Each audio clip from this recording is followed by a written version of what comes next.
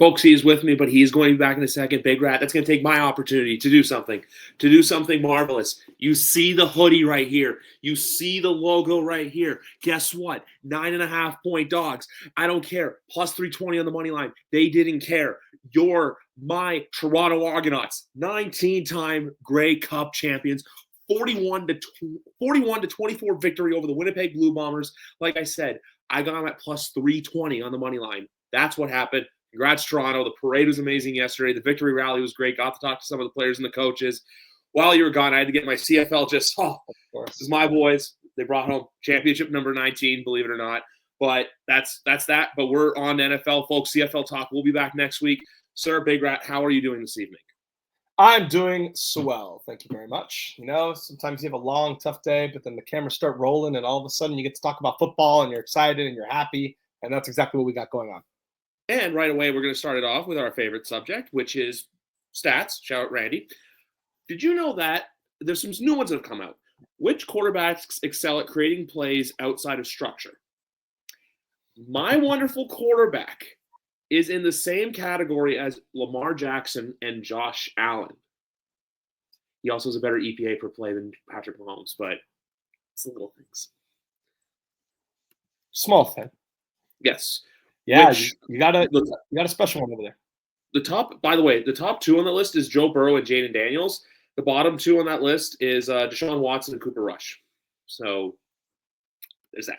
No, the only thing I'll say about Drake Maye is just look, like what happened Sunday, he played well. It's just you basically do the same defense to Matt Stafford. He eventually catches on and burns you for it. And he's a rookie. So that's all I can ask for. But before Hell Freeze is over, and also do you remember in August how Greg said someone has to be the rodeo clown of the division? Correct. I do remember that. Yep. It's not me anymore. Not the Patriots. It's definitely not the Patriots. Not in terms of win-loss record. Not in terms of week-to-week competitiveness. It's not New England. Nope. It is the New York Jets who, I'm sorry, but there is this article from Sleeper that apparently through The Athletic, I just got it from Sleeper, Johnson unilaterally fired Robert Saleh on October 8th without consulting anyone. Blocked Bryce Huff's extension wishes from Joe Douglas. Johnson nixed the Douglas trade, offering Lazard a day 2 pick for Jerry Jeudy. Woody Johnson's micromanagement of JD escalated after forcing Douglas to choose close friend Rex Hogan following the move, and theorized Douglas told staffers Woody should have just fired me now. When Chad Alexander left for the Chargers, Johnson blocked Douglas from replacing him, further diminishing his authority. Hassan Reddick held out after Johnson refused to negotiate a contract extension. Tyrone Smith and Mike Williams signings were Johnson-driven. Johnson pushed for the Devontae Adams trade. Johnson benched Tony Allens against the wishes of the coaching staff, and Rodgers likely won't return, with Johnson preferring to move on. Also, fun fact late in all this is that Woody Johnson may be returning to the UK in a couple months. For those of you who don't know, he was Trump's advisor to the UK, so all he brought back to Joe Douglas as a party gift was a jar of honey from the Queen's Garden. With that being said, also, I have a hot take. I don't know how much of a take this is right now, but when you look at who's picking in the top 10 for the 2025 draft, I think New England, besides Cincinnati, has the best chances of moving up in the scale next year.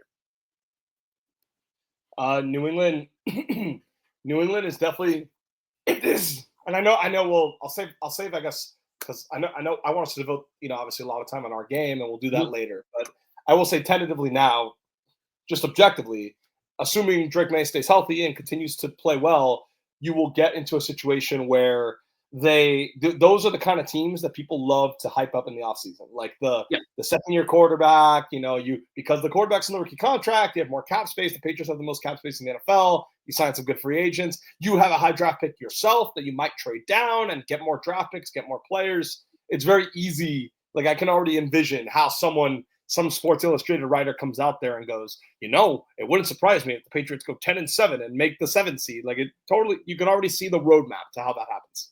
They could even go like 7-10 or 8-9 next year and just miss out and have that season where it's like a couple heartbreaking losses, but it's like basically like where the Bears were last year, but then not in the third year doing what the Bears are currently doing now. Yeah. And I was randomly so for a Dolphins podcast I listened to, All Dolphins podcast with Alan Pupar, who's been covering the Dolphins for like 30 years. Every week he likes to bring on a writer from the opposing team to preview the game, get their perspective. Last year he brought on Tom Curran, And like this is a random tangent, but like it was hilarious because Tom Curran on one of the episodes, that's when he said that Mac Jones was better than Tua, and obviously like a Dolphins podcast, like the YouTube comments just exploded, and then they brought it back up when it's the beauty of a division game, you play twice. They brought the comment back up when they played the second time, when Mac Jones's career was already starting to crater a little bit. And so this year, instead of Tom Curran, they brought on Ben Volen. And Ben Volen, I had missed the first preview episode where they brought him on the first time. So I was actually kind of intrigued to get Ben Volen's perspective from back then and now, when you compare like the 5 weeks. He can be. Say it again? You can be a little pessimistic sometimes. A little bit. Yeah. And he mentioned as much. And he was kind of saying, and I don't know if this is like, it's similar to what you were saying, where his vision, he thinks the roster has too many flaws in the key spots, like wide receiver, tackle, edge rusher, even though like that's, I guess, getting a little better as the season's gone along. But like, because you're missing stuff at the key spots, that's why he thought it would take 2 years, 2 off seasons to be a playoff team, not next off season, because the key spots are still short, even though the quarterback stuff is encouraging. So with the Patriots, it's basically been, and with a lot of the fan base this year, it's been a lot of, hey, you're going to be bad. Okay. And then it's halfway through the season, the fan base says, I don't like this. We suck. Why do we suck? And it's just like, well, you told you weren't going to like it, but you still fell for the trap anyway. Other news I just know I don't know if Ben's going down there Sunday. I'd assume so. There's a bunch of other writers going down there. Great friend of the show, Sophie Weller, will be at the game covering for A to Z Sports on Sunday as well. So if you're a New England fan or even Big Rat and Miami fan in case, say hi to her if he's here. Yeah, and I'll be there too. And I'll be there, and I imagine Ben, because Ben famously used to cover the Dolphins. And I remember early in his Patriots tenure, he was like not accepted. He was like viewed as like the outsider, the Dolphins guy. And I know like he posts dumb shit here and there, but at least in Miami, I remember following him when he was the Dolphins guy, like way back when they were on Hard Knocks, like back in the day. So I imagine he'll be here. He used to live here, so why not? I have a question for you. How is Marcel received by Dolphins fans? Oh, MLJ, we love MLJ down here. Yeah, because obviously he came from Buffalo. That's why I ask. Yes, and Buffalo, like Greg on his Cover One podcast, they brought MLJ on to preview the last Dolphins Bills game a few weeks ago because of his Buffalo affinity. We love him. Firstly, that guy's a Miami guy, like he's from the West Coast. He grew up a Sacramento Kings fan. He went to school at Arizona State. He needs warm weather, he needs the beach. He doesn't need that little fortress up there in Buffalo. But so he fits down here. And yeah, we love him. There were a lot of beat writers to his sophomore year that were just ready to move on from Tua. There were several that outright wrote articles like, we should move on. Several. MLJ was one of the only ones that was like, I'm not there yet. Let's give it a little bit more time. And then he was one of the early guys to jump up and say, no, I think he's a franchise quarterback. I think he should stay. And apparently I wasn't following them at the time. It was similar in Buffalo. After Josh Allen had that horrible playoff game against the Texans, a lot of Buffalo guys were like on the fence, not sure. And he was one of the few that were like, no. Let's give it time. I believe. And I think when you are the more pro quarterback of the beat writers, I think that engenders support amongst the fans. Like the fans are very quick to pick on the guys that they viewed as anti-Tua, whereas MLJ, they're like, okay, no, he's good. He was at least patient, even if not outwardly pro Tua, at least patient, and that's all we ask for. He's loved down here. He's great, and weirdly, he gets a ton of access that the other guys don't get. I guess that's just the power of ESPN. Like he gets interview opportunities that the other beat writers never ever get, and I never really understand why. So it's also a mix too of just knowing like once you get in good with the players, they trust you. I know like I do it to a lesser extent with the CF folks. Obviously, I'm not trying to diminish the league that I get to cover, but it's more the fact once you get to know and ingrained with the players and stuff like that, they build it's all built on respect and trust. So that's just the 2 cents. I just want to ask about them just because it's the same sort of crossover where it's like, hey, Miami reporter goes to New England, Buffalo reporter went to Miami. So I just wanted to ask how that, because you see that all the time. To like we're interdivision, like you'll see someone like go from like covering the Vikings to covering the Bears, and it's just like, oh, how do they do that? But anyway, let's just run through some of these games tomorrow night. Pittsburgh versus Cleveland. I don't want to say get right, but I think this is more of a Pittsburgh letdown spot, And also I saw this too. It's supposed to be really cold, like 39 degrees Fahrenheit, windy. This is going to be an ugly AFC North football game. And honestly, I like Cleveland at plus 3.5. I think they're due for a win, especially with that report coming out about Kevin Stefanski. Hey, I'm safe, which I'll say this right now because I know Danny has said to me he is his number one choice. I don't think Stefanski's getting fired after this year, and I don't think he should because he's that coach that you'll see a random coach get fired because that team wants to go get Stefanski. He's that kind of coach, in my opinion. Yeah, I think he's a good coach. I definitely don't think he deserves to get fired, like for sure. Like he's a no, but the easy scapegoat, bad ownership. Yes. Well, and also you sometimes, like Greg Rosenthal's talked about this before too. It sometimes depends on how bad it gets. Does 2-8 turn into 6-11? It's a little bit easier to be like, okay, like let's regroup in the offseason, figure it out, and move on. When 2-8 would keep him safe. Yeah, like yes, and if you were to make me guess, I would assume he was safe too. He would be safe too. I'm just saying that sometimes when the losses don't stop, some of these owners like get impatient. And like I think Joe Judge from New York is a great example of this, where the owner said midway through the season he's safe. Daniel Jones got hurt, and everyone's like, okay, like Jones is hurt. They have an excuse. They're fine. They were only and they were only like 4-7, I think, at the time. It wasn't that different than like what some of these other AFC teams are going through right now. But 4-7 turned into 4-13. He had that crazy press conference where he like was unhinged and went on a rant about.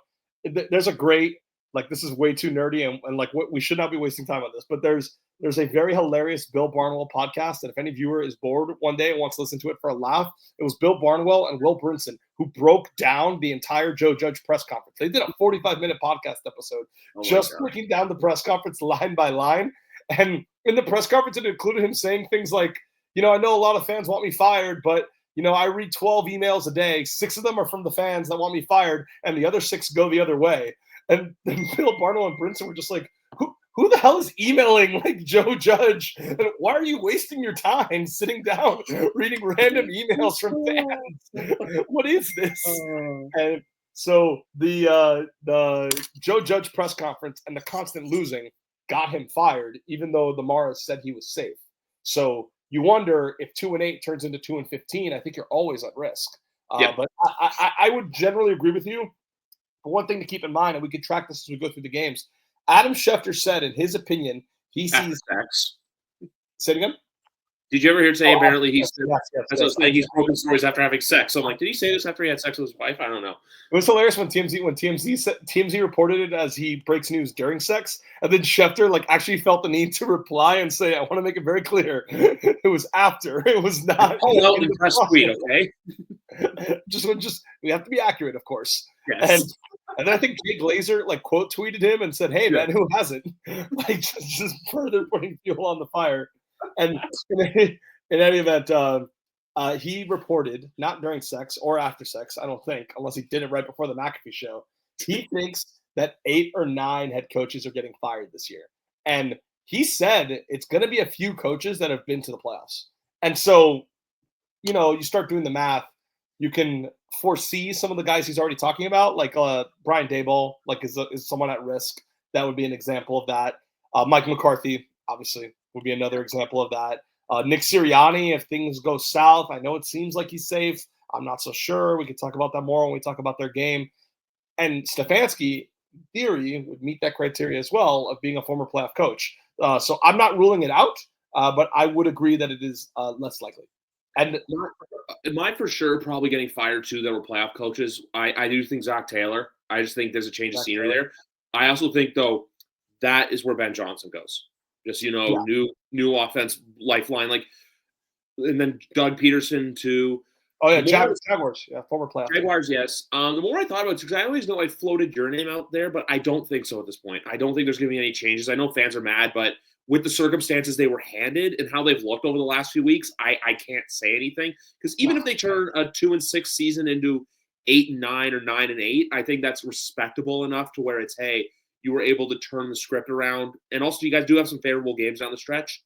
The only other names that come to mind really are, well, non-playoff, but Eberflus and Antonio Pierce. But those are basically the ones who fired your offensive coordinators are pretty much just Hail Marys to save your job.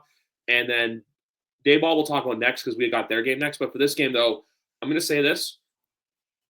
Cleveland cover, but I'm going to do a bitch bet and say that they lose. It's like a 3-point game. Like, it screams like 17-14. And yeah, I was going to say, in this circumstance, like Thursday Night Football tends to go under. Division games later in the season tend to go under. Weather game tend to go under. Yep. Pittsburgh games generally like tend to be lower scoring. Like I think it's not that cowardly in this specific game to say cover but not win. Because especially in Pittsburgh games, and we saw this in the Ravens game, Pittsburgh can win by 1 or 2. You can get +3 from a team and not push. You can very easily still win just by a 1 or 2 point loss when you're playing the Steelers. So I'm with you. I think Steelers win, Browns cover. Would not surprise me if the Browns win outright. I do think it's a notorious letdown spot for Tomlin. They lose in this spot often. I think they're like 2-8 as road favorites in the AFC North. They are 4-1, and Cleveland is 4-1-1 at home against Pittsburgh in the last 6. So yeah, I would say the way they lose, and this is very possible, the way they lose is Jameis turns it over a bunch because Jameis is turnover prone. Pittsburgh is prone at forcing turnovers. That's the way like it gets out of hand and they don't cover. But other than that, yeah, like 3-point game in either direction. Wouldn't shock me if Cleveland won. So then we move on to Sunday, where look, Daniel Jones he's not even bench. This isn't even a benching. This is just a completely. You're not even QB 2, 3, or 4. This is just like you're done. You're not coming back. Drew Lock should be the starter in my opinion, but I know why they're not. And because there's 2 reasons for it. Because 1, I think Drew Lock will accidentally win some games that will cost them draft position. 2, Mr. How's Your Mother Cutlets, how you doing, Mr. Jersey? He will bring fans in. He will get people to put their butts in the seats. I also have a weird take about this game. I would not be shocked to see the Giants win this game on Sunday. Think about it. I know it sounds crazy. If I were to throw numbers in, I like the +6. I like them at +6. DeVito last year, a couple of the games he won, like look at that Green Bay Monday night game. Because you have 2 teams here coming off the bye. You have a Giants team that, look, there's a change of quarterback, a team that was just embarrassed, which Carolina, thanks for the +5.5 a couple weeks ago in Germany. But you have a team that was routinely embarrassed. I know Mike Evans is back, but I could still be in like a couple games to get his feet wet, even though my fantasy teams desperately need him to come alive Sunday. And DeVito has these couple miracle games, like, where he wins this game, he wins in Dallas on Thanksgiving, and then the month of December he just falls off a cliff and they go 4-13. They win 2 in a row. Like remember last year how like he beat the Commanders, he beat the Patriots, which thank you, we got Drake May because of that. He beat the Packers, but then after the Packers game, they went into New Orleans. He got embarrassed. We all were reminded of, hey, he is who we thought he was. And then remember Christmas Day, he got yanked. And Tyrod Taylor came in and they opened the back door in that game. So that's where, like, look, I still think the Buccaneers do win this one, but I wouldn't be shocked to see this game be close just because the Buccaneers have been just a weird-ass team all year long. Yeah, and I can see it going in the direction. I need to see how much fight the Giants are going to have because when you start Cutlets and when you like look through the quotes from some of the guys in the locker room, this becomes evident. Like I think a lot of players like realize the team is trying to tank. Like players are upset that Daniel Jones is the emergency 3rd string quarterback. They're kind of blatantly saying, yes, we're doing it for financial reasons. We don't want him to be the backup because if Drew Lock gets hurt, then Daniel Jones has to come in, and then we have to worry about triggering his injury guarantee. Daniel Jones is injury prone to begin with. So I get why the Giants are doing it, but it's almost like you're almost stuck between a rock and a hard place where everyone knows why, but it requires you to publicly admit to everyone that you're not trying to win. And you're intentionally not starting your best quarterback, fine. You're not even starting your second best quarterback. So that's really – I just really wonder how a locker room would react if you're playing through pain, if you have injuries, if you're worried about your contract in the offseason. Like, why would you when Devon Godchow earlier this year for the Patriots said that some guys were going off script trying to make plays for themselves. They were playing selfishly and they weren't like playing to the design of the Patriots defense. And it was hurting the defense as a whole because you had too many guys freelancing, trying to get sacks or interceptions or something like that. You could see that happen on the Giants. We'll find out. Are they going to compete or are they going to be in it for themselves when they realize the team is kind of given up on the season? That's why it wouldn't shock me if this goes really bad, like if they like lose like 2 to 3 straight games, like embarrassingly, and I'm not saying that'll happen, but if that were to happen, I do think there would come a point where they would just be like, we have to put Drew Lock in. Even though it's not what we want, the players are quitting on us so aggressively, it's putting on such a bad product for the fans. Because I think Dable could get fired if they just outright go 2-15. So I think it is possible that Drew Lock does come back. I'll give Cutlets the benefit of the doubt. We'll see. Maybe he's improved in the offseason. Maybe he's better than we think. It's certainly possible. I just need to see it. I need to see it from him. I need to see it from the rest of the team. I think the Bucs are motivated, obviously, like their season's on the line kind of too. They're not out of it for the division yet. They don't have tiebreaker with Atlanta, which makes it complicated, but they only have 6 losses. Atlanta has 5 losses. And Atlanta is losing to the Saints, gave them another division loss. So that at least somewhat helps. But again, I'm not saying they have I'm not saying it's going to happen. I'm saying they're not out of reach yet. So the Bucs are not going to quit. The Bucs are coming off a bye, but the Giants are also coming off a bye. Interesting situation. Both teams coming off a bye. Here's what I would do. I would bet the Bucs if the line was at 4.5, 5.5, and I would bet the Giants the moment it crosses to 6. So it's already crossed 6. Yeah, so that would be my stance. Yeah, I wouldn't Fab 5 it, but I think this is a game that the 2020 game, where that one was plus 11, but obviously the Giants are going outright. The only thing is, I pulled up their schedule. This is the kind of game they have to get as well. This one or the Cowboy one, because December is a Saints team that's really revitalized. I know they're on the bye week, but hey, Darren Rizzi's doing something right there. But then they have Ravens, Falcons, Colts, Eagles to end the season. Those are going to be teams that are either trying to jockey for playoff positioning or trying to get into the playoffs. So I don't think there's a world where they play spoilers. So when I look at a game like this, it's one of those surprise games where it's oh, look at the thing. But the other thing too is, like the Dallas Cowboys, the Giants are 0-5 at home this year. So it's not looking pretty. I just think that like I said last year, where it's Tommy DeVito comes in, he the NFL's trying to make this thing of look at the folk legend of Tommy DeVito and his agent. But apart from this game, one thing I wanted to point out to you specifically is a stat about a certain Giant who was named a finalist for the Pro Football Hall of Fame, when the class got shrunk down. I believe it's 25 right now. Yeah. Eli Manning.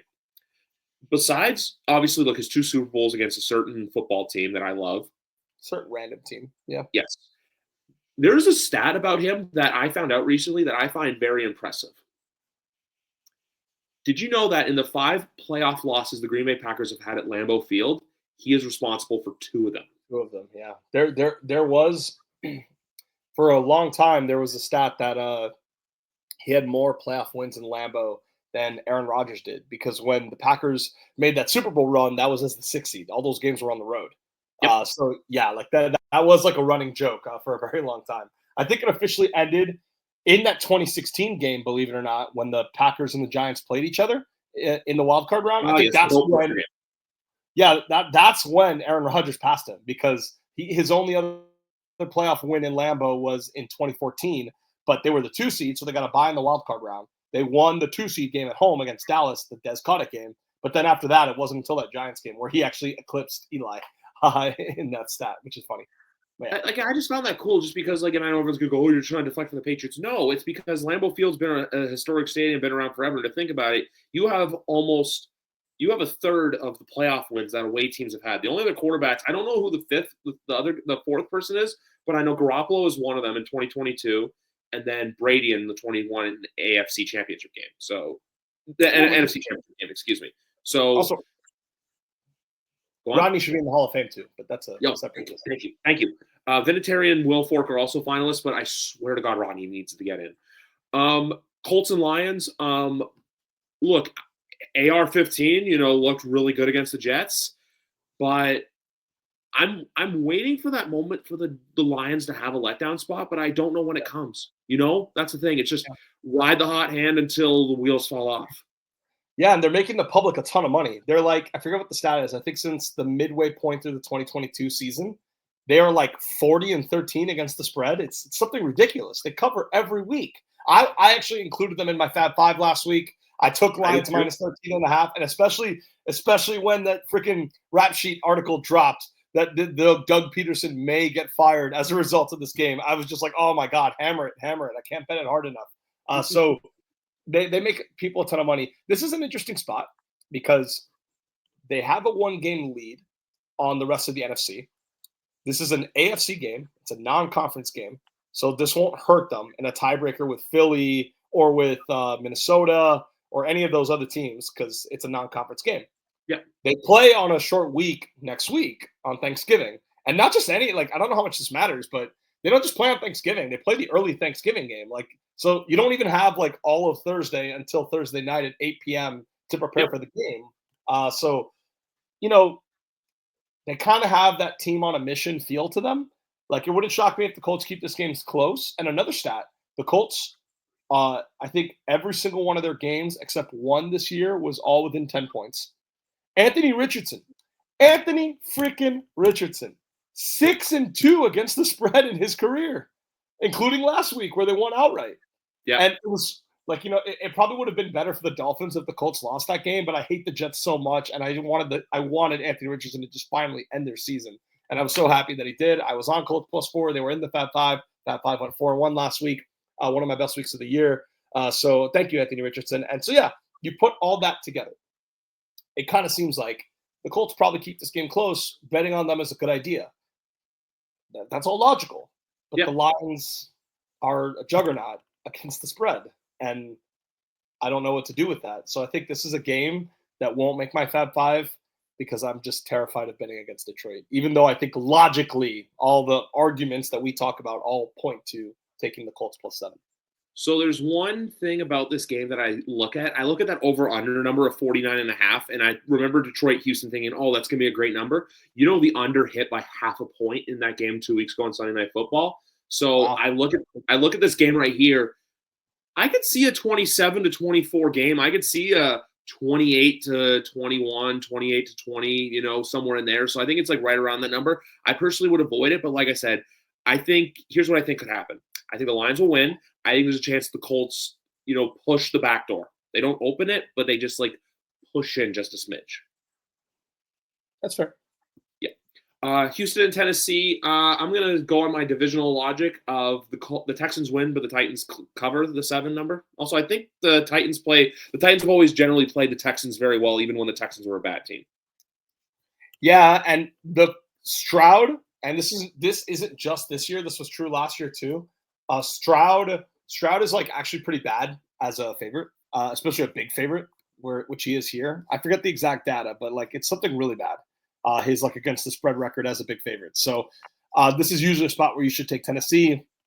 You know, they were competitive against the Chargers. They were competitive against the Vikings. I kind of see this being similar where they probably won't lose by more than 10 points. And if they're probably not going to lose by more than 10 points, plus whatever the number is, 8, 8.5, 7.5, like anything in that window, like is probably a good bet. So yeah, I'm with you. Texans win, Titans cover. Watch out for next week. Houston goes at Jacksonville. Jacksonville's coming off a bye. Jacksonville damn near beat them earlier in the season. Yes, that was with Trevor Lawrence, not Mac Jones, but still. Because I could see Houston being like -9 in that game or something crazy. Like that's one where I would maybe look to bet the other side. But yeah, I like Titans here. Before we get to our game, I have a quick betting story about last year's game when Jacksonville was supposed to be the cream of the crop and Houston was the lowly team. Week 3 last year, I had taken the Houston Texans in Jacksonville at +8.5. I also took the Indianapolis Colts at +7.5 at Baltimore. The Texans won the game outright, and the Colts beat the Ravens in overtime. I don't know if you remember those games or not, but it's just a fun little betting coup because I know for a while Houston, like I said, even when Houston was bad, they would go to Jacksonville and just win all the time, kind of like how the Jags always beat the Colts in Jacksonville. Patriots and Dolphins. I'm going to say the same thing that I said about the Patriots-Rams game, which I think it goes similar. Dolphins need to win more than New England does. New England's more of a not even playing for next year, but New England's playing for pride. There's a lot of stuff with the head coach, which, look, Gerard sometimes his in-game adjustments is a bit of an issue. When you have Matt Stafford looking at his bench going 0, as in cover 0, knowing it was coming, that's a bad thing. DeMarcus Covington randomly appearing on Tom Pelissero's list, even though I feel like and I'm not trying to be offensive, he might be a Rooney Rule candidate where he's just interviewed just because, but Covington still needs work as a defensive coordinator. Drake May is going to have his moments where he looks good, but at the end of the day, the Miami Dolphins need this game more. But I'm going to say this, I think they keep it close, kind of like the Patriots did. The number is at 7.5 right now. I can see this being a 6-7 point game, or I can see it being one where the Dolphins win by like 10-14. Yeah, I feel similarly. The Dolphins do need this more. It's funny, like there's some fans locally. So the Dolphins also plan a short week next week. They play the prime time Thanksgiving game against Green Bay. Very big game. There's Dolphin fans that, because of the spot, because it's on prime time, national television, the Packers, like a very legitimate team, Dolphin fans like really, really, really want to win that one. This may sound boring, but this is the more important game. This is the conference game. Yeah. If the Dolphins make the playoffs, which is a big if, they got a lot of work to do, but so far so good. If they make the playoffs, what? Yeah, yes, and the launching pad. One thing they have in their favor is that the Broncos have 4 conference losses already, same number as the Dolphins. So if the Broncos lose to, they still play Kansas City, they still play the Chargers. We'll talk about their game this weekend, which I think might be a little interesting. If the Broncos lose any AFC game, the Dolphins will have tiebreaker over them, and they don't play head-to-head. So the Dolphins can lose to the Packers and win this game, and they'll be at 7 losses.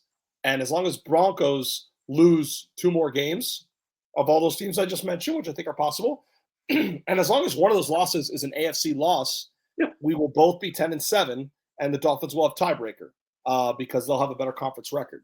Because the Broncos, one of the reasons why they're 6-5 to begin with, they played the NFC South, and they went 4-0 against the NFC South. The Dolphins played the NFC West, lost to the Seahawks, and lost to the Cardinals. TBD on the Niners, already beat the Rams. So this is, in many ways, the more important game. So I've seen a few betting sites that might be like, oh, the Dolphins might take them lightly and look ahead to the Packers on Thanksgiving. It's like, if Mike McDaniel's doing that, he's a bad coach. Mike McDaniel should be smart enough to realize this is the more important game. Like, I don't care that we're favorites in this game, and we'll certainly be an underdog on Thursday. This is the more important game. The focus should be on this game. So if they come out flat and overlook this team, that's a real bad sign for McDaniel, for the whole organization. I am a little scared of Drake Maye. The Dolphins have really struggled containing mobile quarterbacks. The Rams game, everyone talked about how awesome the defense looked. The defense did look awesome against the Rams because Matthew Stafford can't move. And so the Dolphins all year. It's one of the craziest things in the NFL. They're like bottom 5 in sacks, but they're top 5 in pressure. Like consistently, if you watch their tape against the Cardinals and the Bills, the 2 weeks before that Rams game, they're always in the backfield, constantly, always in Kyler Murray's face, always in Josh Allen's face. They make a guy miss, they break contain, they throw on the run, they lose. Even freaking Gardner Minshew, as crazy as it sounds, Gardner Minshew did a better job of evading pressure against the Dolphins than Matt Stafford did on Monday Night Football, which is why I'm not worried about facing the Jets either game, because Rodgers, I feel like in particular, when they get hands on him near the pocket, I think he's just going to crumble and they're just going to sack him. These other guys with mobility, they give the Dolphins problems. Drake Maye, as we said at the start of the show, been really good as a scrambler, been throwing on the move very well.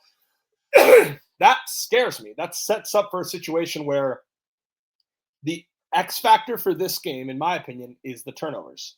Because I don't want a situation, like I was just saying, where Drake Maye is constantly avoiding Chop Robinson's pass rush, scrambling for 10 yards. Dump off to a running back. I swear to God, like, I don't have the numbers on this, but just watching this Dolphins team, dump offs to a running back must average like 25 yards per carry against us. Like, it's ridiculous. Like, it's a first down, a touchdown, like a 20-yard play every single time.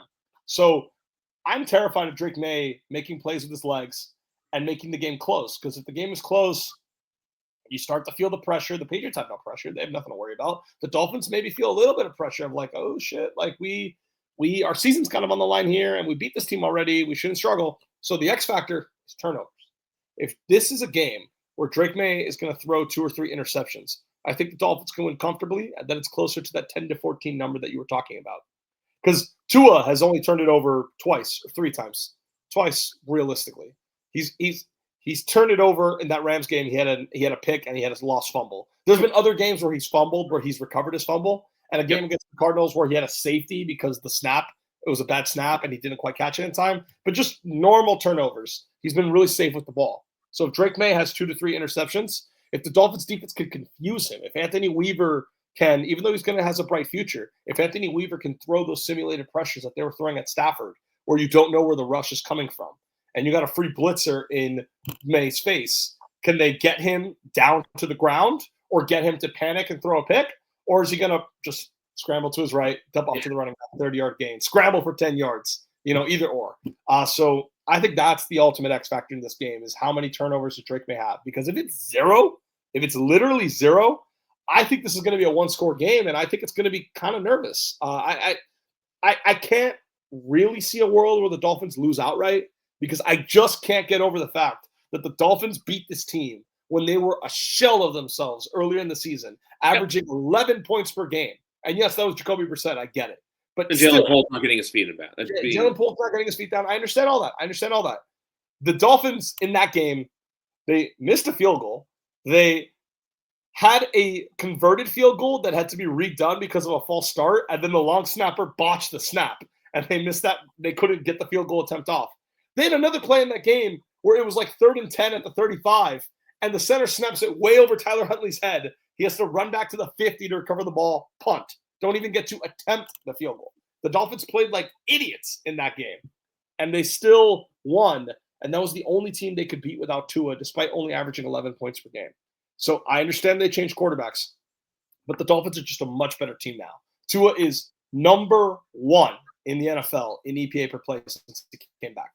Number 1, numero uno. In EPA plus CPOE composite, he's like 3rd. And the names around him are like Lamar Jackson and Josh Allen. Like he's played that well ever since he's come back. He's played at an elite level since he's come back. He's scrambling too, by the way. He's making plays on the run that a lot of people didn't think was in his bag. He showed some of it against the Rams on Monday Night Football, but if you watch the other games, there's like he had a touchdown on Tyreek Hill last week where he escaped the pocket, scrambled left, found Tyreek on a rollout. Those are the plays that they always said Tua couldn't make, that Tua didn't have the mobility to make. Tua's been making them the last few weeks. I'm not saying it's going to stay that way, but so far, so good. And so I really struggle to see the Patriots winning outright. The game is in Miami. The Dolphins need the game. But I don't want to have to stress out some like 4-point win where Drake Maye has the ball in the 2-minute drill down 4. And I got to like fucking like pray for some sort of Jalen Ramsey interception. Otherwise our season's over. Because if they lose this game, the season is over.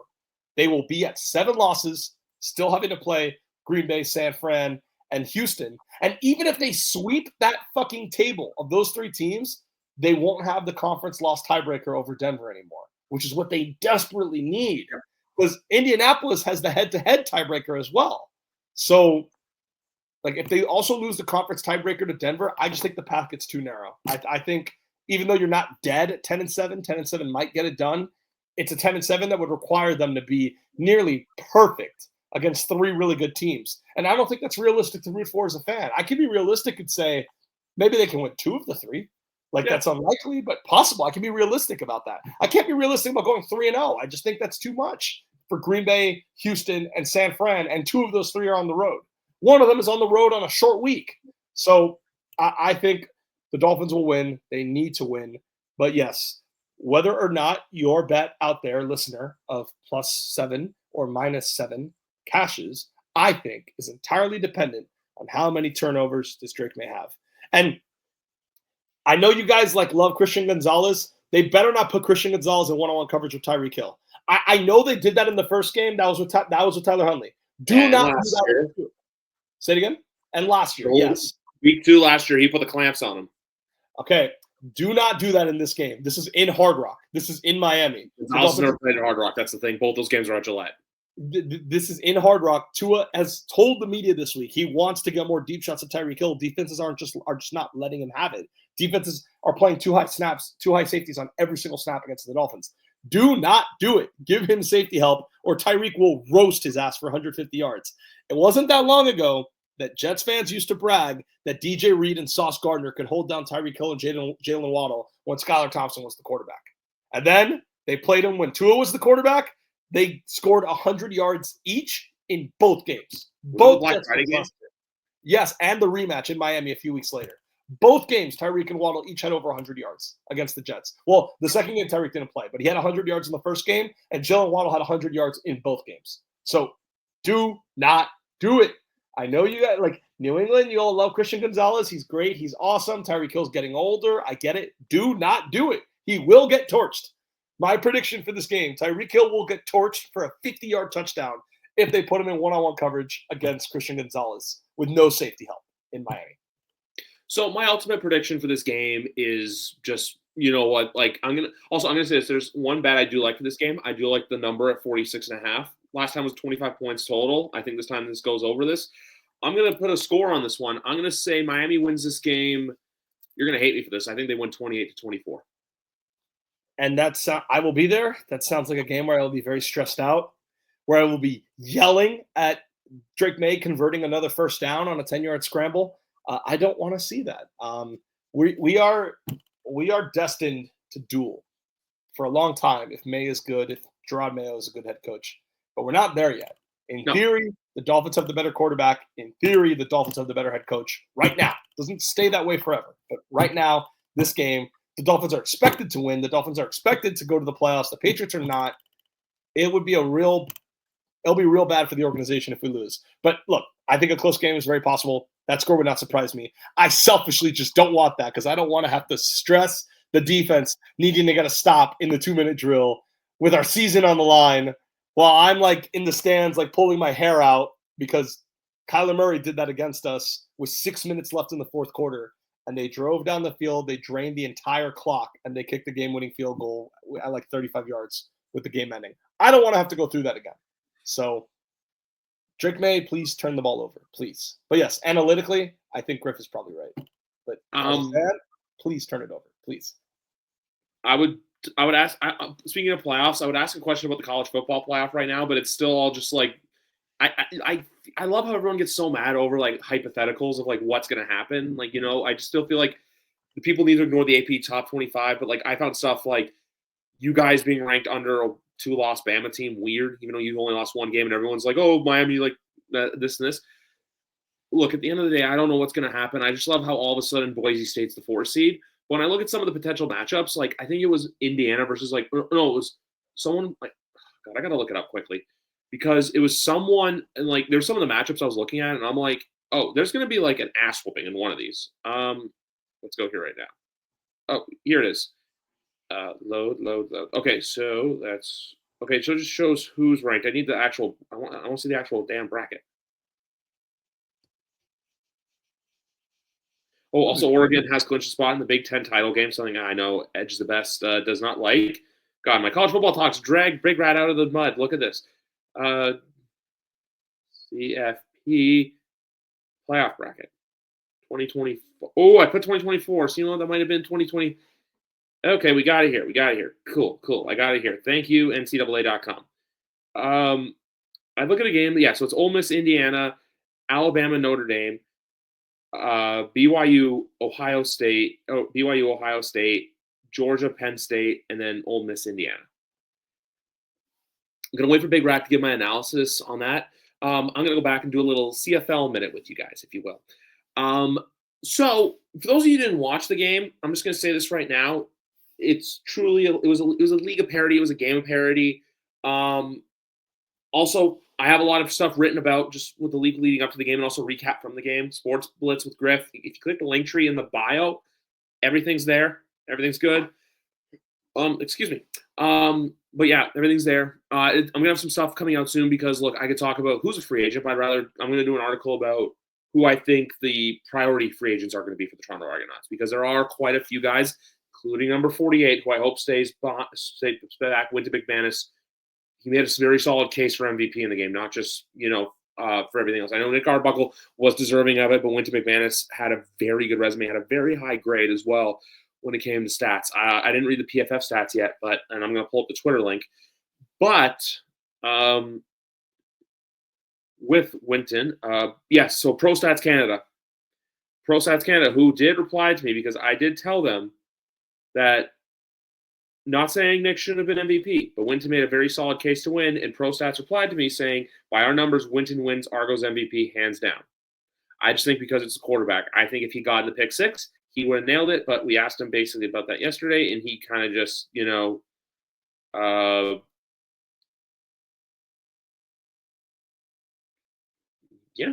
just basically it's an offensive award. So as well as even though 2 years ago Hinock Mwamba won it, but like if Winston had made like the game sealing interception and like the pick six that he dragged to the end zone had done that, it would have gone from there. Okay, cool. So I found out what happened. So essentially, Big Rat's computer is about to die. So he's charging his computer right now. So that's just what's happening there. But with the CFL as a whole, it was a great season. It was a fun season.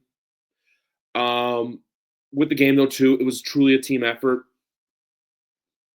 Special teams played great. Defensively, they were great. It was all good in there. So and that's just it with the CFL. My little vamp while Big Rat went to go get his charger.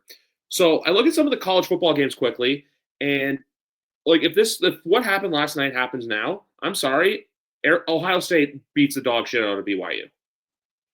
I think another one too is Georgia beats Penn State because James Franklin can't win a big game to save his life. Correct.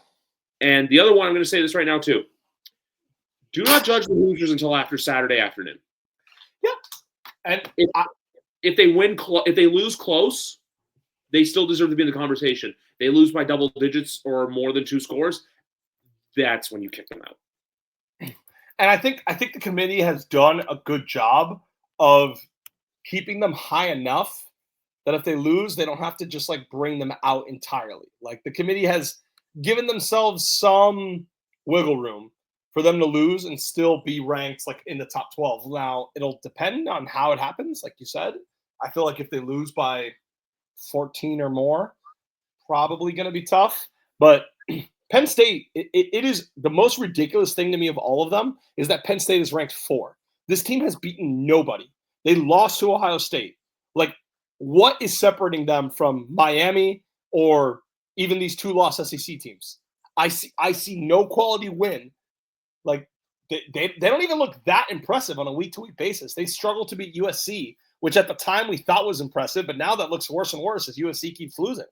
That being so high is insane, and it's terrible because with Texas, and well, of course, and Texas plays Texas A&M in 2 weeks, so you at least know that game you can raise or lower them depending on what happens. Penn State has like a joke last 2 games left. So what if they just go 2-0 and they're not going to be in the title game because they lost the tiebreaker to Ohio State? They just stay 4?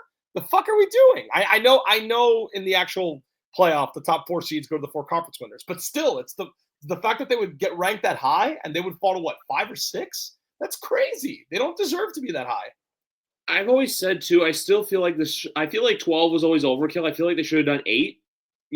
Just you keep 8, no buys. You have the quarterfinals start you start them New Year's Eve /day. I like the fact that some of these teams, in which the first game's on my birthday, fun fact, a month from today, but nice. I like the fact too that these teams, that they're going to be home games in the college football playoff. I like the fact that there's that home environment. But like I look at a game like BYU and Ohio State. BYU's been good, but like, you really expect me to believe that they're going to go into Ohio State and win? Absolutely not. Or even, actually, no, it'd be Ohio State. No, wait, yeah, they got bumped to 12. But even to, like, say, for example, whoever plays Boise State, Ashton Genji's been a great story, don't get me wrong. It's not March Madness. It's not where the teams are even and the best from worst to first is there. No, the difference here between 1 and 12 is significant. That's just what I wanted to throw in there. But then everyone's saying it too, where hell, I heard Joey Galloway say the most stupidest thing, where apparently he's like, and you're gonna love this because of just it's a little FSU thing apart from resting the quarterback, yeah, resting the quarterback. Because Jordan Travis got hurt last year.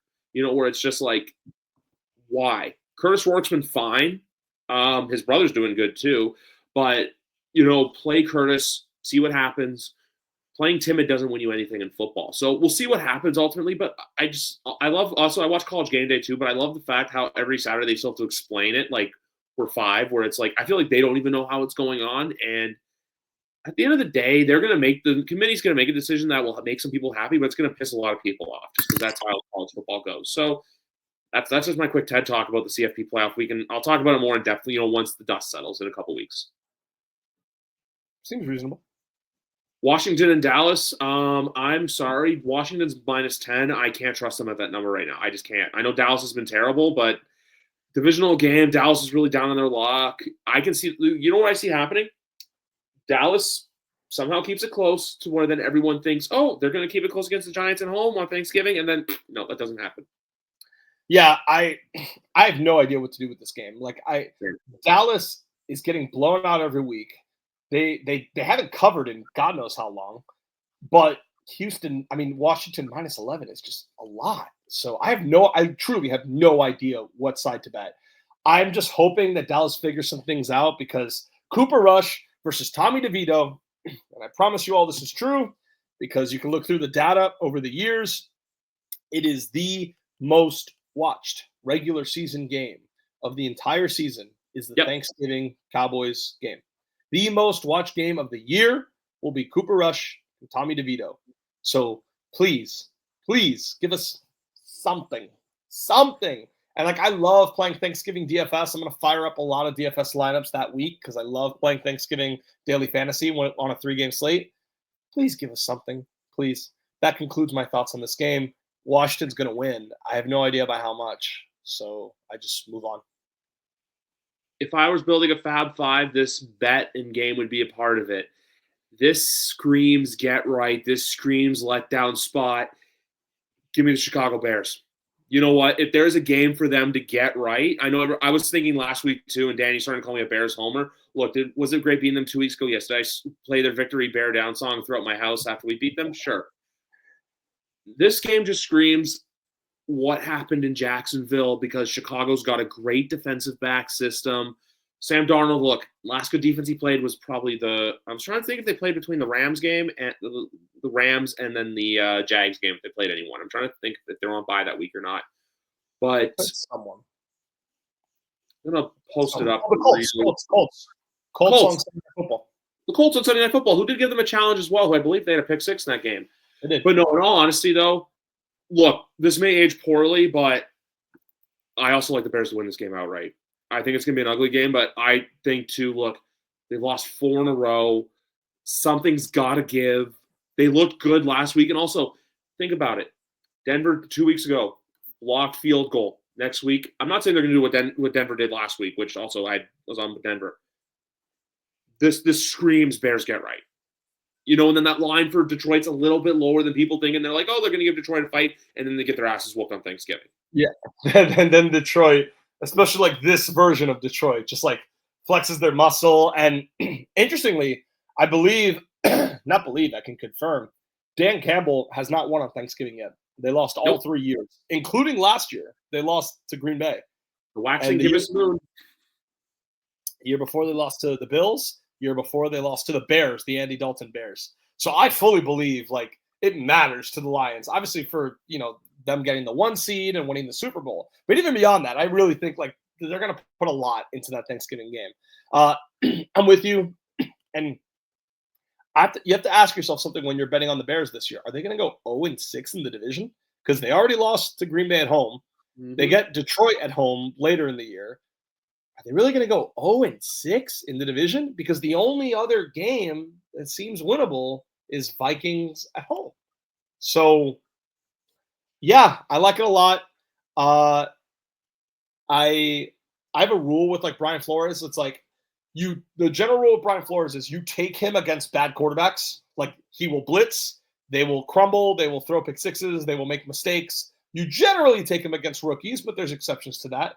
Don't take him against elite mobile quarterbacks in particular. Those guys tear him up. Like I watched Josh Allen tear up Brian Flores' defense week after week, year after year after year, because he would send all these blitzes. Allen would get the throw off, or he just breaks contain, scramble, first down. So where does Caleb fit? I don't really know.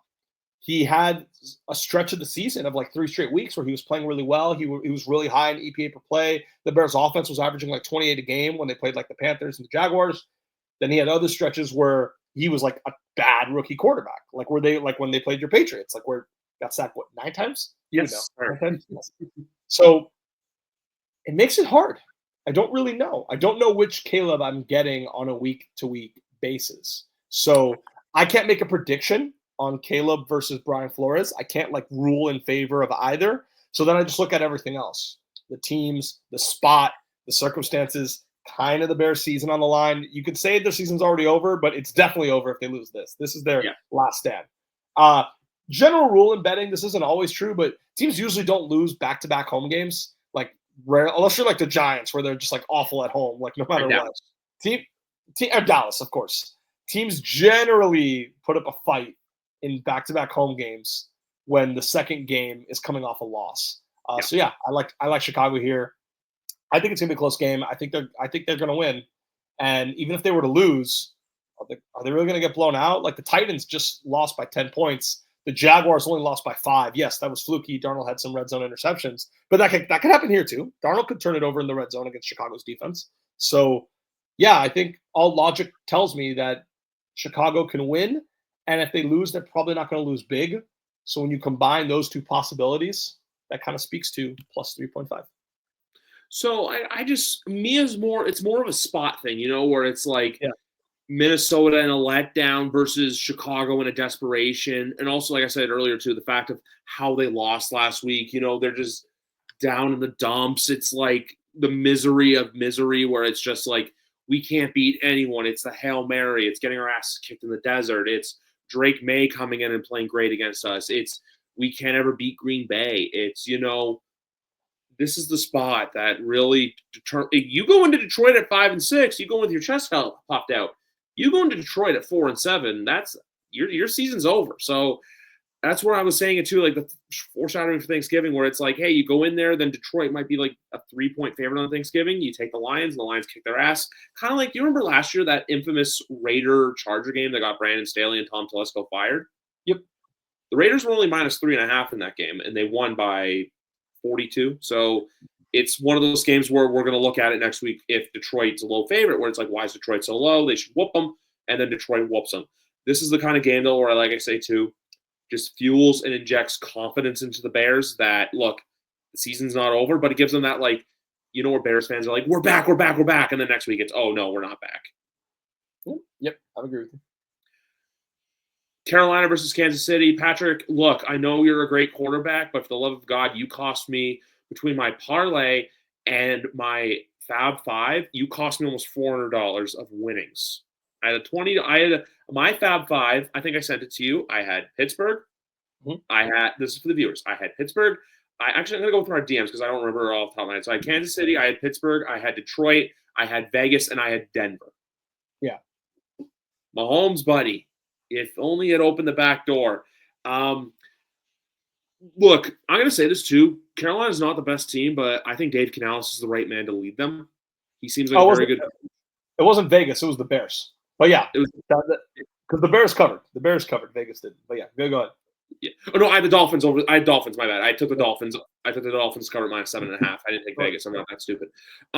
With this game though, no, like I said, the Chiefs get a win, but I don't think the Chiefs blow them out. It's not in their DNA. And also, I'll say this too. I know they've got Tyquan Thornton. I know Isaiah Pacheco's coming back, but this reminds me so much of 2020 where they're going to go like 15-2, but they're going to have a shitty spread record. Yeah, and especially like viewers out there, like, look, Kansas City may win. They may blow them out. Who knows? Dude, like, you just can't bet Chiefs minus 10.5 on the road against the team coming off a bye. Like, I don't care how bad they are. Who's on a bit of a winning streak right now? They've won 2 in a row. They have a 2-game winning streak, and they're coming off a bye, and Bryce Young's playing with a little bit of confidence. Like, you just can't lay this many points. Like, I almost don't care who the opponent is. Like, on principle, Chiefs minus 10.5 on the road against a team off a bye week, coming off like a big conference game that they got really up for. I can't ever ever lay this number ever. Like, yes, I do think even analytically, Bryce Young is improving. Adam Thielen will be back for this game. Jonathan Brooks, I believe, is making his debut this week. At least Canales possible. He's been sitting on my IR spot for about 12 weeks now. So there's a lot of reasons to think the Panthers offense might play well, but like, even separate from that, like, just if you watch our show long enough, you follow gambling long enough, do not lay this number. Like, simple. And if it happens, fine. It may happen. Like, nothing's certain in life. The Chiefs may win by 14. I'm saying on principle, do not lay this number. You will lose more money than you win over time. Yeah, exactly. My whole logic with this too is just because we know this as well. Kansas City is just going to be a grimy, weaselly team where they're just going to find ways to win. I'm pulling up their schedule right now just because I want to see like what their largest margin of victory on the year was. So going back to everything, the one I see here is the Saints. They won by 13. They won by 10 against the Niners. But besides that, it was 7 against the Ravens, 1 point against the Bengals, 5 against the Falcons, 7 against the Chargers, where the Chargers were plus 7.5. The ones I just mentioned, and then recently 7 against the Raiders, 6 against the Bucks, 2 against the Broncos, the loss to Buffalo. So, besides that, they have the largest margin of victory was against the Spencer Rattler-led Saints team. It wasn't even Derek Carr. The Panthers are healthy.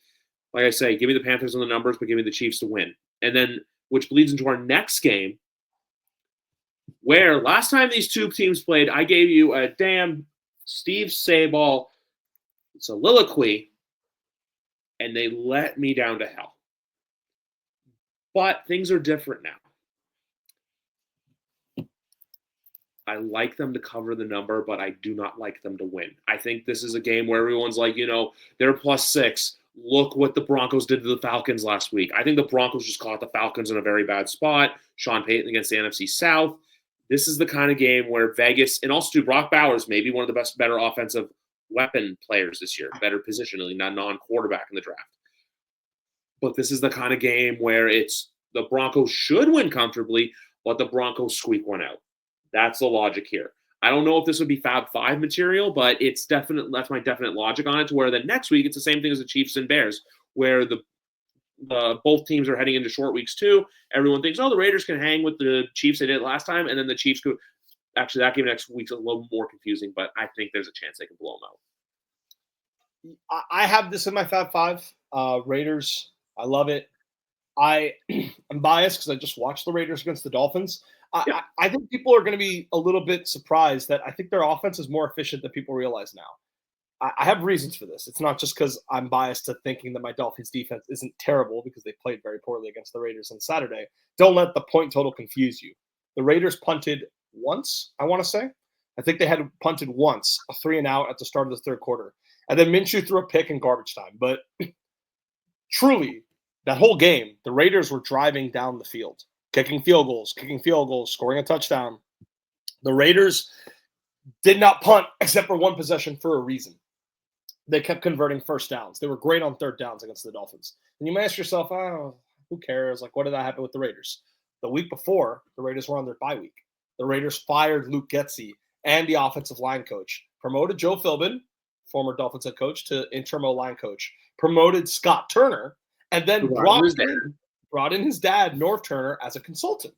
And when I watched them, they had elements of the Turner offense. Now, the bugaboo is that they still can't run the ball. They didn't run the ball well against the Dolphins. They're like one of the worst rushing teams in the NFL. That still hasn't changed. But they made Brock Bowers the focal point of the passing game. He had 16 targets, 16. He had 13 catches. It was the record, the NFL record for most catches by a rookie tight end in a game ever. Like they didn't just treat him as the number one option. No, they gave him everything. They also targeted the running backs a lot. As I was ranting about earlier, routinely, we'd get close to Minshew. He'd dump it off to a running back with design screen blockers for him, and the running back would take the ball for 20 yards. Amir fucking Abdullah, of all people, scored a touchdown against us on a running back screen pass. Targeting the running backs, targeting the tight ends, these are safe plays. These are typically high completion plays because you're not making throws down the field, typically, to tight ends and running backs. So as a result, Minshew was getting a lot of completions. They were converting a lot of first downs. They were moving the ball. So why do I think that matters here? Denver, notoriously under Vance Joseph in the past. Maybe not this year. I'll look it up right now. In the past, Vance Joseph, very blitz heavy. And when he was in Arizona in 2019, one of the running jokes on him was that they would always get burnt by tight ends. Always. And I remember in Arizona, it was such a meme that even George Kittle, when they played the Cardinals later in the season, George Kittle was hurt, couldn't play.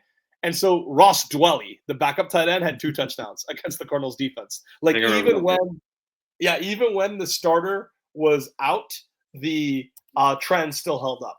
So it makes sense too. If you're blitzing a ton, then the quarterback is going to dump it off to the safe outlet passes, which are the running backs, which are the tight ends. So I think in this game, if they play it like that, I wouldn't be surprised if they blitz Minshew a ton. He's converting a lot of passes to the running backs and the tight ends, and they're just holding on to the ball, holding on to the ball.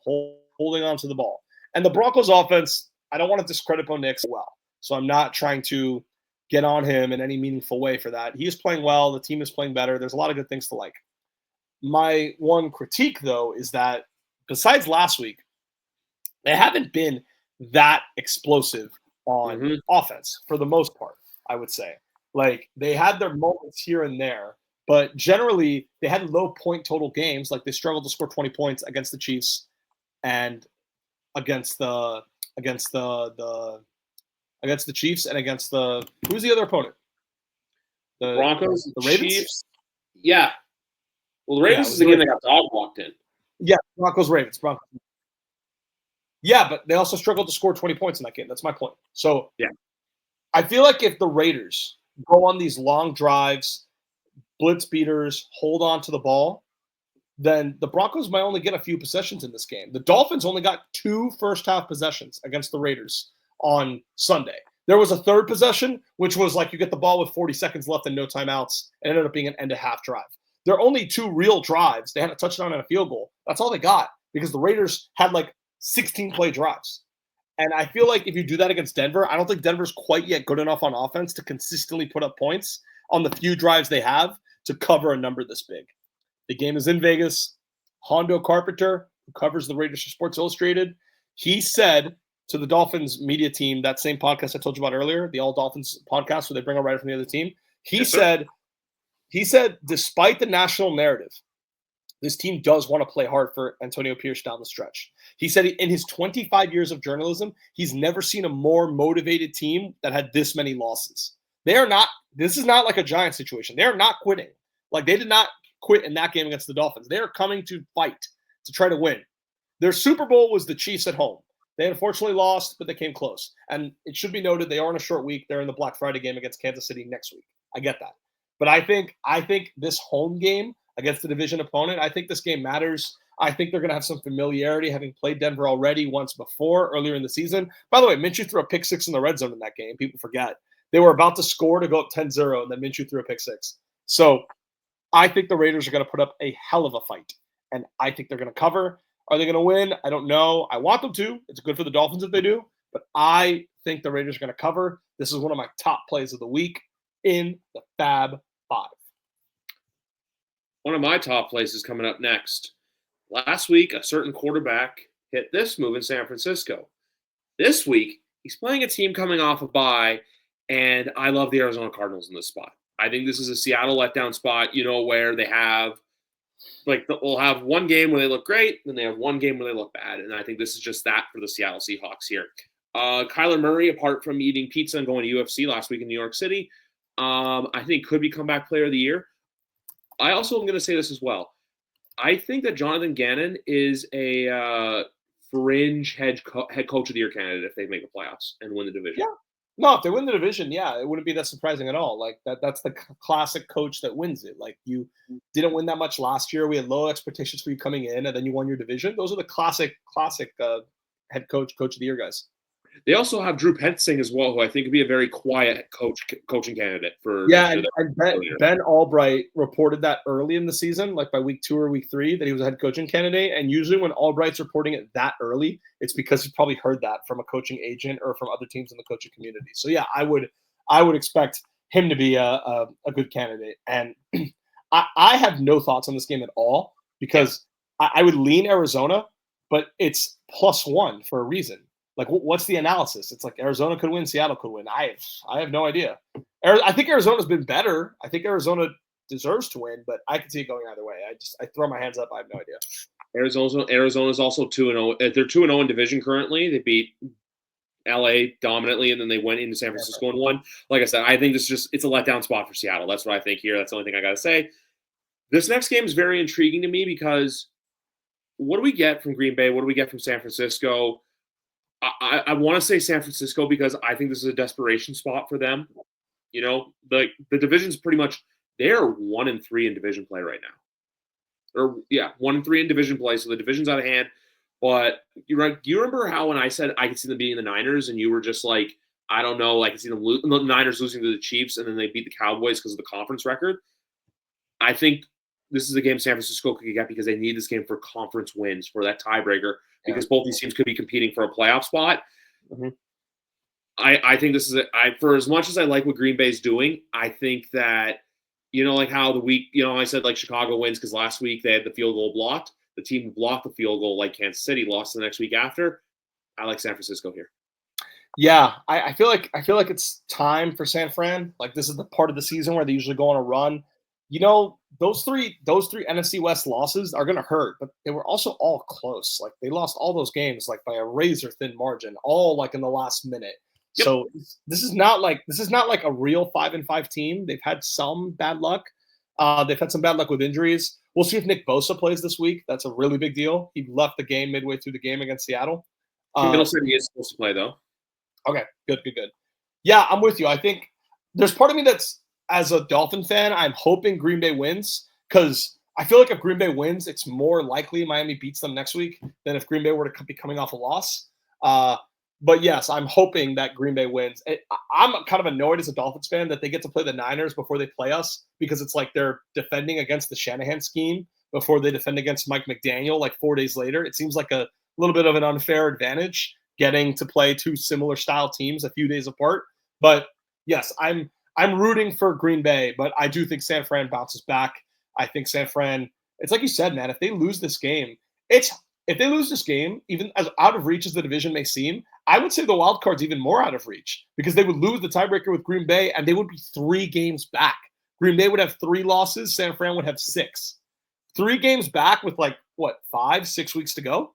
Like their season is on the line if they lose this game because I don't see how they get into the playoffs otherwise if they don't win. So yeah, I'm with you. San Fran bounces back. I'm taking San Fran, but as a Dolphins fan, rooting for the Packers. So here's the thing too with both teams as well. So Green Bay's conference record right now is 3-3.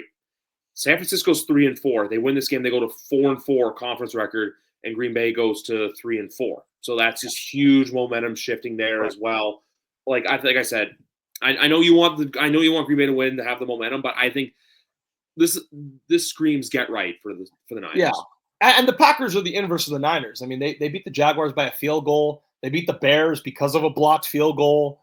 They beat the Colts with Malik Willis by only 6 points. Like the Packers have gotten pretty lucky in some of these games. Same with the game against Houston as well. Yeah, the Houston game they won on the last second field goal. Like they've caught in some breaks. Like it kind of feels like they're due for some to be on the opposite side of a 1-score game. I mean, which is why I want them to win so that the Dolphins are the team that's on the other side of that in a few days. So after all the games we went through before we get to Sunday Night Football, the 4:00 slate this week kind of sucks if you think about it. There's only 3 games. I feel like and I believe in the 1:00 slate. It's the first time all year that there's not a single game of 2 teams with a 500 or better record playing each other. It's losing team versus losing team, winning team versus losing team, because of all the teams that are on bye.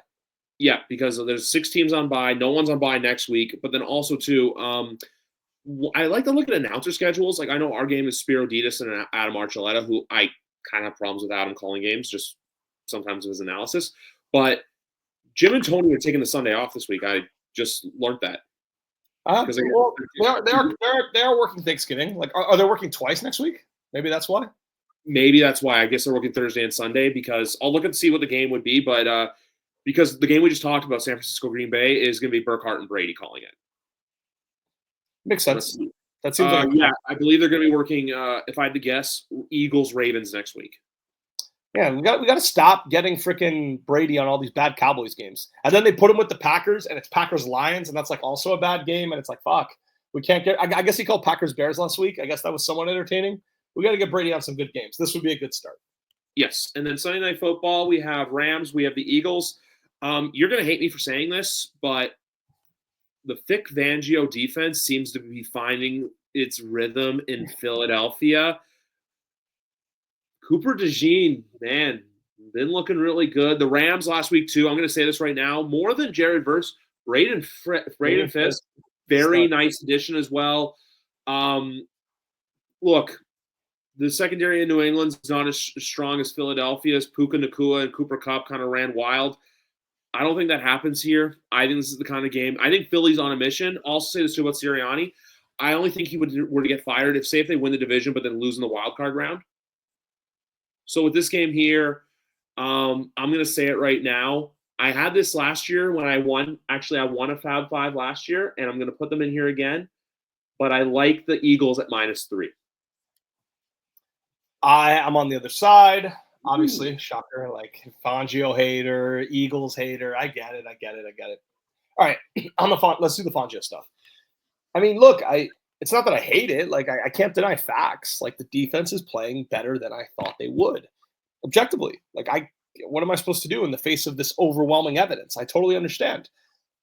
I do think one of the commentators pointed out that maybe because Philly has so many young players, in an inverse way, even though he's an older coach, it's actually easier for young players to just bow to his will and just accept everything he says and buy in. Whereas in Miami, he was fighting with veteran players that disagreed on how they would play coverage. Like, they would never put Jalen Ramsey in the slot when Fangio was there. And that pissed Jalen Ramsey off. He wanted to be in the slot to cover their best guys, because what smart teams would do is on Christmas Day when we played Dallas, or Christmas Eve, they just put CeeDee Lamb in the slot and had CeeDee Lamb go against Kader Kohu and Deshaun Elliott and roast them both for a long touchdown. And you have Jalen Ramsey on your team that could go in the slot. He, unlike a lot of corners, he goes in the slot just fine. He can handle slot assignments. And Fangio wouldn't put him there because that disagreed with his rules of his defense. And I can understand why veteran corners would be upset about that, because they have their own opinion about coverage. Younger guys like Cooper DeJean and Quinion Mitchell, who just got to the NFL, who Fangio is a credentialed, like, well-regarded coach, I can understand them just buying into what he's selling. So I can't be mad. Like, how could I be mad? Like, it's just, these are the facts. Like, the defense is playing a lot better than I thought. I still think their offense is overrated. They're 16th in passing offense DVOA right now. 16th. With the best O-line in football, A.J. Brown and Devonta Smith and Dallas Goedert and Saquon Barkley at running back. How the fuck is that offense 16th in passing game? Because their quarterback is insanely overrated and always has been.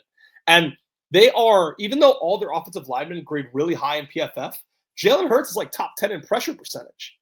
And that's a crystal clear, like, if you know football, like, that's a crystal clear, like, he is bringing the pressure on himself. Like that, like, how can you have it so that the O-line is regarded as excellent? All these guys are highly rated, and he's still pressured a bunch because he runs himself into pressure, because he escapes clean pockets that are perfectly clean instead of escaping and rolling out.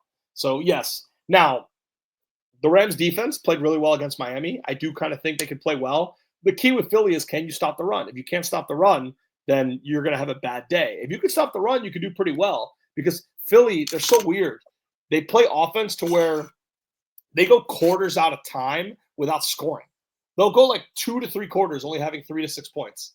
And then they'll get the 50-yard A.J. Brown touchdown, the 50-yard Saquon Barkley rush, even if it's not a touchdown, even if it gets tackled at the 1, the Saquon Barkley 50-yard run out of nowhere.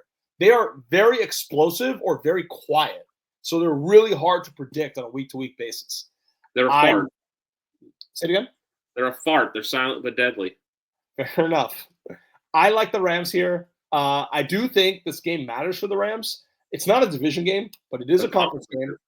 Yeah, they already have 5 losses.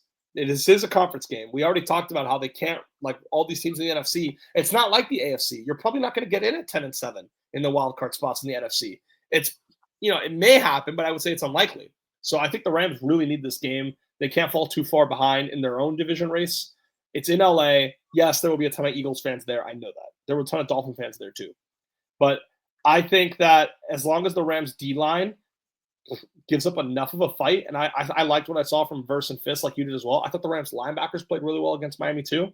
If that front 7 can limit the run game and limit the explosive plays in the run game, especially more so than a down-and-down basis, then I don't think the passing offense is good enough, despite the receivers, to take advantage. So I'm going to take Rams +3. I'm biased against Vic Fangio. I'm biased from having watched the Rams recently as well as yourself. I very well could be wrong, but I'm going to put Rams +3 in the Fab 5. And then Monday night, we got the horror. It's kind of fun. The Thanksgiving week starts with brotherly coaching matchup.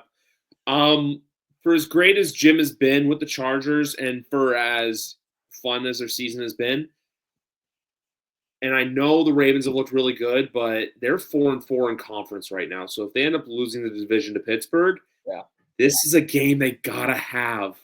This is a game they need. And look, it's weird. I think Jim's bigger. I think Jim's the older brother, but John has always beaten them in their 2 matchups in the NFL. Thanksgiving Day 2011 and then the Super Bowl. So I got to go Ravens here just because you have to expect the bounce back, but also too, the total for this game is 50.5 right now. I'm sorry, but I'm going to do a Big Rat School. You gotta, it's all about the U.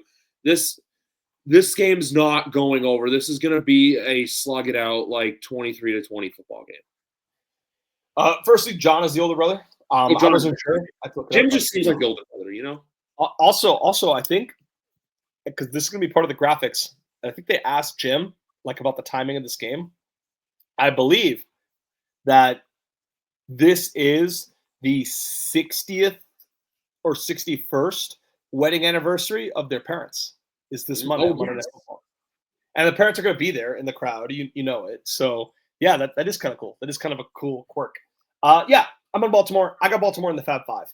And it is risky with the -3. There was a -2.5 available during Sunday Night Football. I should have taken it. I didn't take it because I thought that because the Chargers won, that money would come in on the Chargers and I can maybe get a 2. And that was too greedy. I should have just taken 2.5. Better's out there. The difference between -2.5 and -2 isn't nearly as valuable as -2.5 to -3. So I should have weighed. It's more important to get the 2.5 so it doesn't go to 3 rather than the wait for -2. That was needless on my end. So -3 does scare me because the Ravens could probably win by exactly a field goal. But yeah, Ravens off a loss. Chargers are kind of due for a loss. They've been getting a little lucky in some games. It seems like it's time for the Ravens to win. I don't see the Ravens losing too many more games. So I got the Ravens here as well. Bounce back spot. The Chargers offense, I don't know if they have the horses to take advantage of the weaknesses in the Ravens secondary because, yes, they've been struggling on deep passes over the middle of the field. But who on this team scares you with that stuff? Lad McConkey, Will Disley, Joshua Palmer, even Quentin Johnson? None of these guys are that good that I'm not sure they can take advantage of that. And what do the Chargers like to do? They like to run the ball. Even though they've been throwing more often lately, more than their reputation suggests, they're still an elite running team. The Ravens have one of the best run defenses in the NFL. Their pass defense has been bad. Their run defense has been really good. So even analytically looking at the matchup, I think the Ravens are going to win. Jesse Minter, the DC for the Chargers, he's a former Michigan guy. He's with Harbaugh now in the NFL. And I saw someone on Twitter from The Ringer kind of mentioned that they run a lot of college coverages. They run like that play that T. Higgins scored a touchdown. They were running bracket coverage, but the bracket coverage was designed kind of poorly. And the guy was mentioning this is why you don't bracket like this in the NFL. This is something you do in college. Jesse Minter's a college coach. It makes sense. And I do wonder if against the Ravens offense this good with an OC in Todd Monken, who was a college OC a few years ago, I would venture to guess that they have ways to expose this Chargers defense that has been playing a lot of bad offenses until they played the Bengals last week. So I could see the Ravens getting to 23 here. So yeah, I like the Ravens. The other one I have as well is Baltimore knows Greg Roman very well on the LA offensive side of the ball. Zach Orr, I know he's his first year as a DC, but he can scheme some stuff up. It's more or less, like you said, there's not a dog on the Charger side of the ball that really makes me go, wow, they can do that. Kind of like how for next Sunday, and also the more I'm trying to think about it, I think you may have flipped me over to the Rams side of things. But with this game, the Eagles can exploit that. Kellen Moore can exploit the bad Ravens secondary. I don't see a world where the Chargers do that. Yeah. So that's why I think it's safe to say for that. For me, though, also I'm going to say this too. I've been doing this for Thursday Night Football. I haven't been posting about it, though. But if I were to make a little bet for tomorrow night, I would do Cleveland on the spread. I would do maybe a Nick Chubb touchdown because, revenge game for him, when last time when he got hurt was against Pittsburgh in a primetime spot. And then the under. I think that's a good bet for tomorrow night. But I think my video bet for this week, a little sneak preview, folks, is going to be Chicago at +3.5, the over in our game, and then the last one, Arizona on the money line.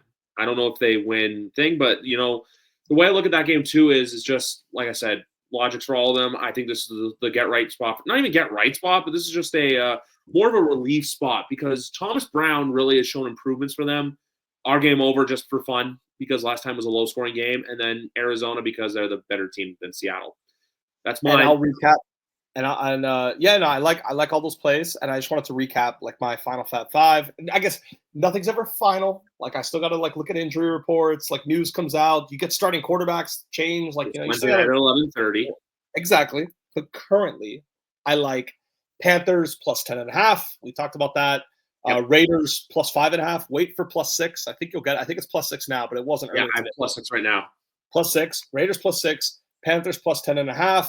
I like the Bucks if you could have gotten it at 5.5, but like we talked about, if it's 6 or more at that point, you bet the Giants. So it kind of depends on what number you get.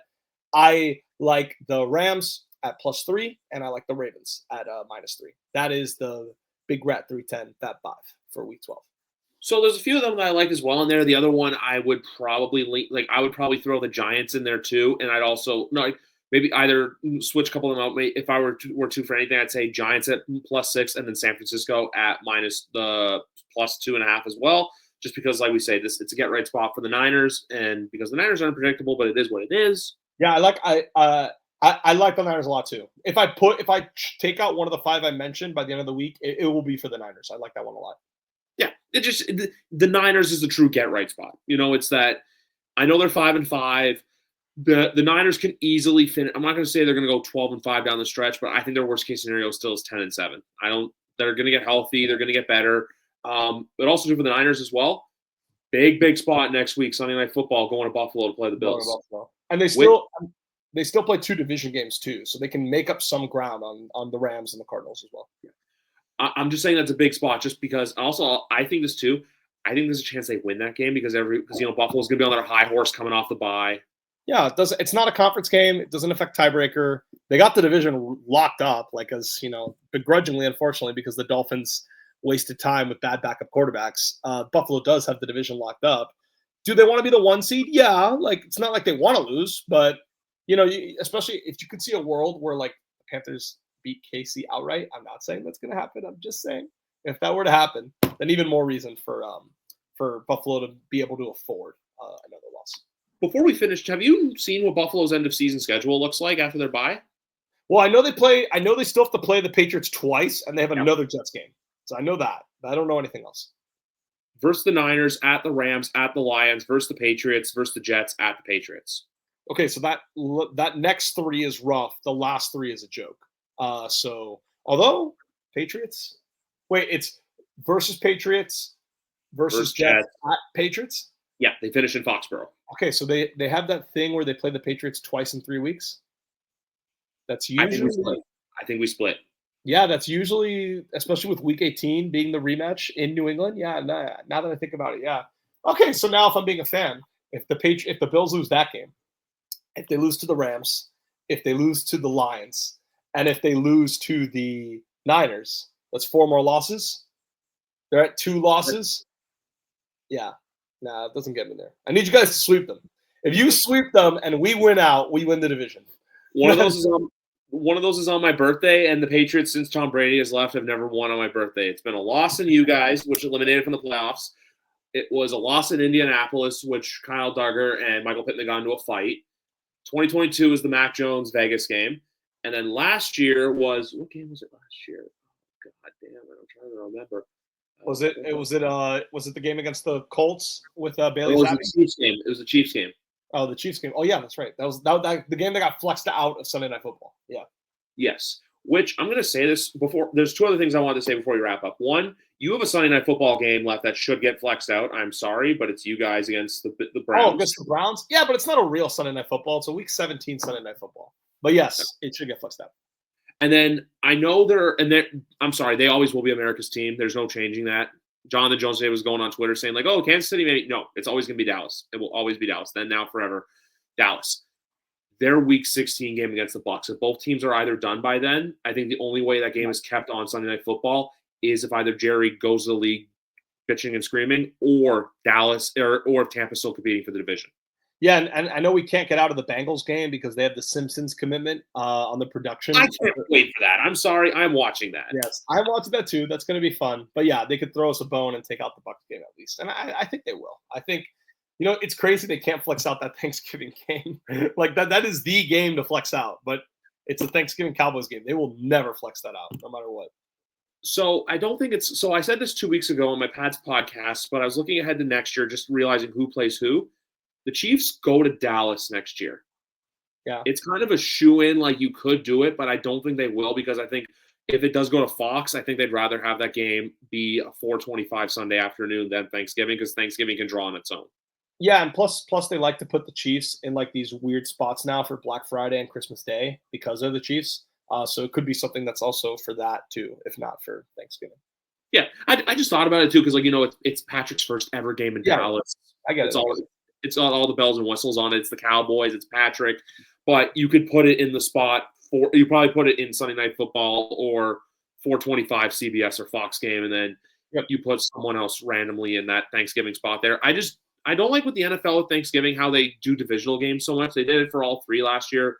Two of the three are this year. Detroit's whatever, but I would do at least do one divisional, do one fun game, like even this year too. Dallas-Cincinnati, it'd be more entertaining. Dallas-Baltimore, more entertaining. Dallas-Giants, you did it 2 years ago. I think the NFL just gets lazy with the scheduling of the Thanksgiving games where they're just like, oh, we'll cycle into it. Hell, Dallas, you could have done Philadelphia. I don't know why they did the Giants. I think this one should have been the Eagles. Yeah, no, I agree. And then your game I like too, kind of like how 2 years ago the Patriots played the Vikings on Thanksgiving. Yeah, a fun interconference game with two teams that might matter. Yeah, that's a better formula. Yeah, even though Alex Kemp fucked us. But anyway, guys, 329 in the bag. We're going to be back. More episodes next week. YWC Football Talk. The train keeps rolling on as the NFL playoffs approach. Have a good night, everyone. We got to get to bed. Peace.